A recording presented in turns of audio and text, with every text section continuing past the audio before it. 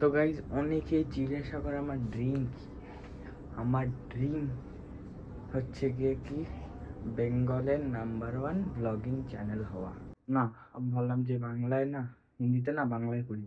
তো আমার একটা বড় ইচ্ছা যে ভাই, যে তো মানে বেঙ্গলের টপ ব্লগার হওয়া।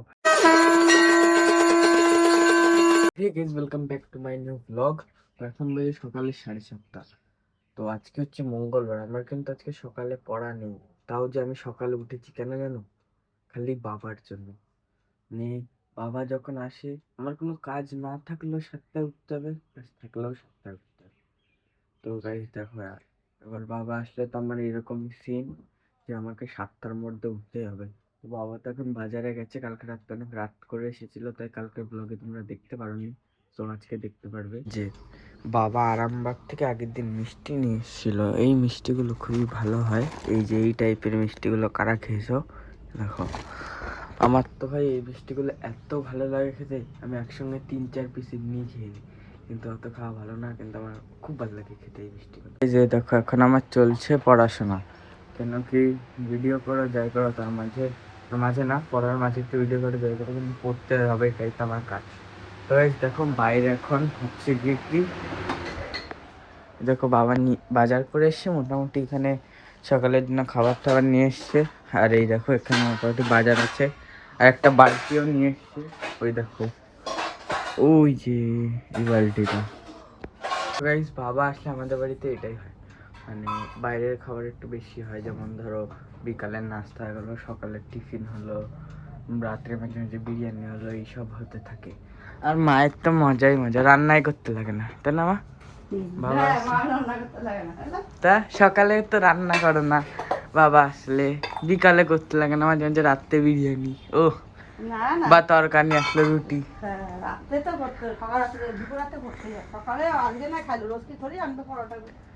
না মানে প্রায় তো আনবে না, আনে আর কি।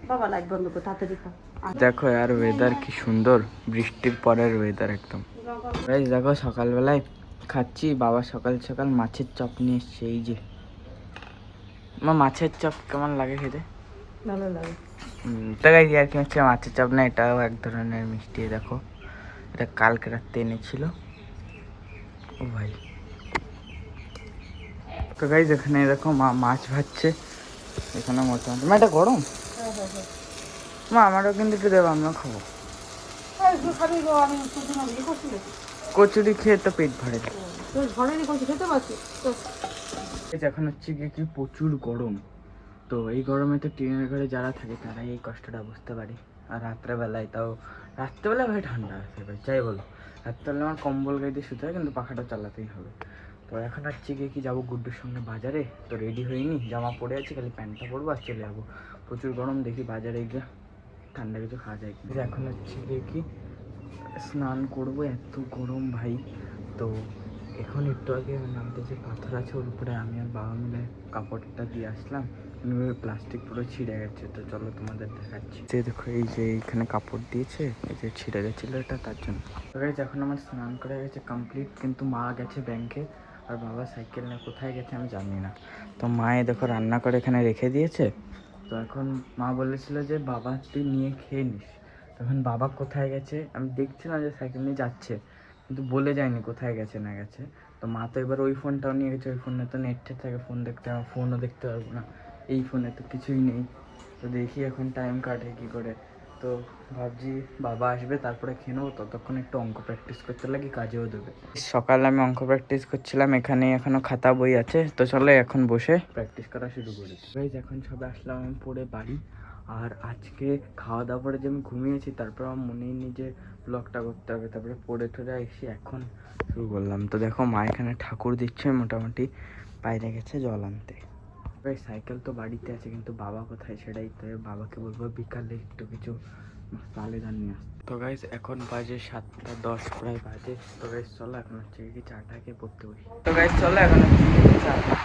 এখন হচ্ছে কি প্রবীরদার মা, সরি মা না, মামা ওরা চলে গেছে সব বাড়িতে, এসেছিল তো। তো কালকে আবার আরও অনেকে আসবে কালকে, আরও অনেকে, মানে ওর দিদি ঠিদি, মানে ওর না, আপনার মাসির মেয়েরা যারা, ওরা তো দিদি হয়, ওরাও আসবে। তো গাইজ অনেকে জিজ্ঞাসা করে আমার ড্রিম কি।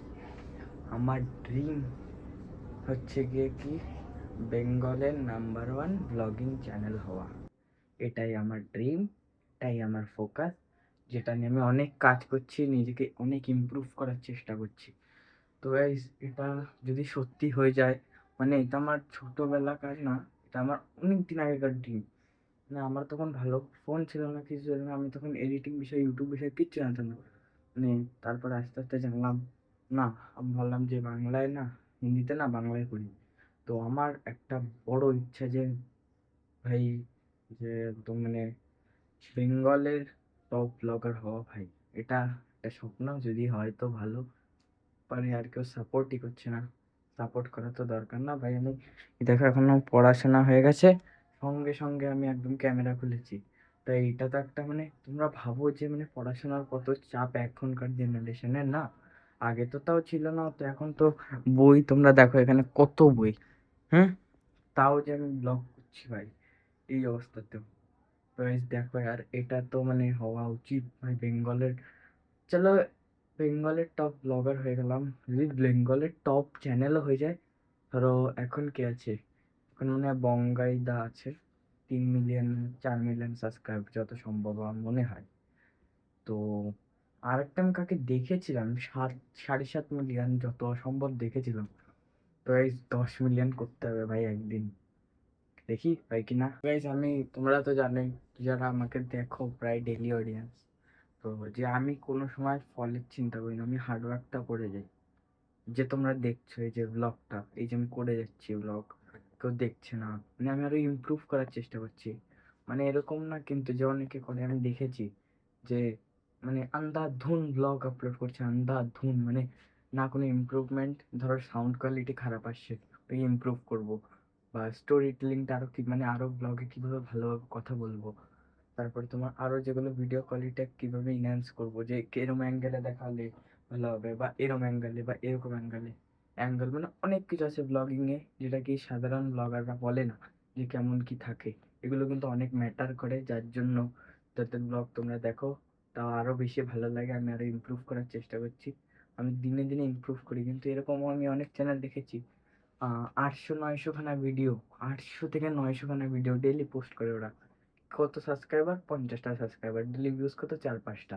এরকম, এরকম না ভাই, ডেলিটা ইমপ্রুভ করো, নিজেকে আরো ভালোভাবে ইমপ্রুভ করো, তারপরে তোমরা আপলোড করতে থাকো, ডেলি ইমপ্রুভ করো।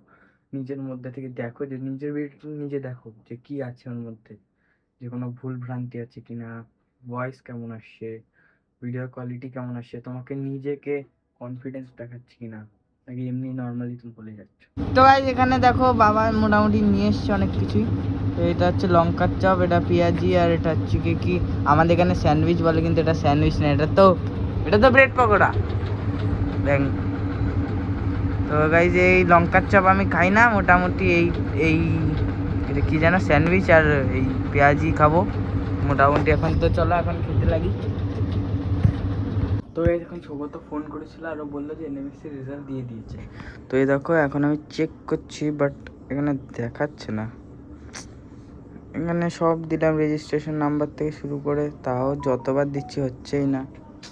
দেখি এখন হয় কি না, কি মানে, মানে রেজিস্ট্রেশন নাম্বার দিচ্ছি, ওখানে একটা মানে যোগ করতে বলছে, যোগ করছি, মানে যোগ করতে পারছি না, ওই জায়গায় আমার নিচে যে অপশানই আসছে না, ওখানে লেখা আছে যোগ বিয়োগ না করলে ওর মধ্যে ঢুকতে দেবে না। কি বলবো, তো দেখি এখন কি হয় এনএমএসসির রেজাল্ট। দেখো এটা হচ্ছে কি আমার আরেকটা চ্যানেল, এতে আমি কন্টেন্ট ক্রিয়েট করি। তো এতে 50টা সাবস্ক্রাইবার আজকে পূর্ণ হয়ে গেল।